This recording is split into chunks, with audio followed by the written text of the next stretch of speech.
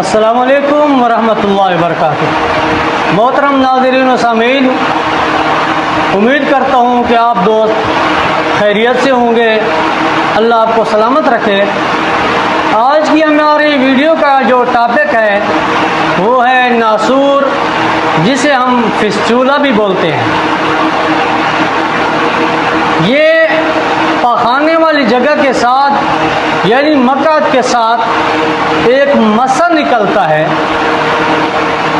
जिसे हकीम और डॉक्टर हजरात बवासीर भी कह देते हैं। लेकिन मेरे भाइयों, ये बवासीर नहीं होती, ये नासूर होती है, जो मकद के साथ अटैच हुआ करती है, जो हर 2 माह और 3 माह के बाद फिर बंद हो जाती है। फिर उसके अंदर कभी खून पड़ जाता है, कभी पी भर जाता है, कभी पानी भर जाता है। जब वो भर जाता है फिर उसके बाद 2, 3, 4, 5, 7 दिन के बाद फट जाया करती है।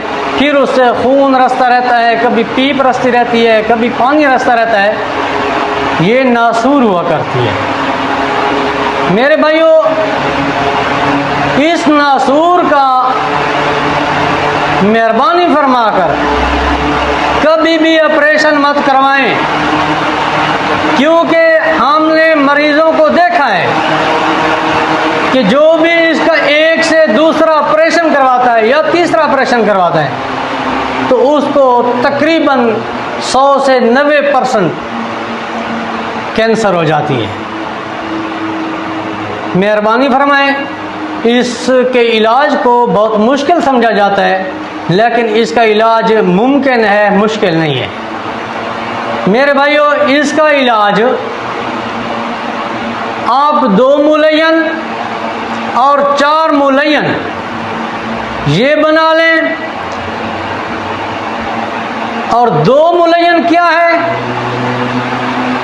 2 मुलयन है आंवला 10 ग्राम, मगज़ करंजवा 10 ग्राम, फटकड़ी 20 ग्राम और काली हरीड़ घी के अंदर तली हुई ये 40 ग्राम आप ले लें। फिर इसको पीसकर अपने पास रखें। इसकी आधी चम्मच, जिसका तकरीबन वज़न 2 ग्राम बनता है, ये आप दिन में 3 मरतबा इस्तेमाल करें।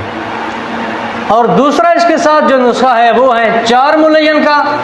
4 मुलयन क्या है, नोट फरमाएं मेरे भाई।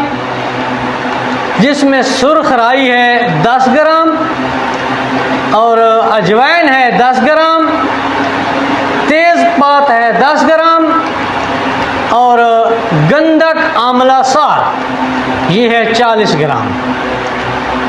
इन चारों चीज़ों को लेकर पीसकर सफ़ूफ बनाएं। आप चाहें तो 500 mg के कैप्सूल भी भर सकते हैं। अगर कैप्सूल नहीं लेना चाहते तो आधी चम्मच इसकी पानी के साथ इस्तेमाल करें। इंशाअल्लाह 2-2.5 महीने के अंदर ये नासूर बिल्कुल ख़त्म हो जाएगा। आप हमें अपनी दुआओं में याद रखें और हमारे इस चैनल को सब्सक्राइब करें, शेयर करें और हमारी हर आने वाली वीडियो का नोटिफिकेशन आप तक पहुंचता रहे और आप इससे मुस्तफ़ीद होते रहें। अस्सलामु अलैकुम वरहमतुल्लाहि वबरकातुहू।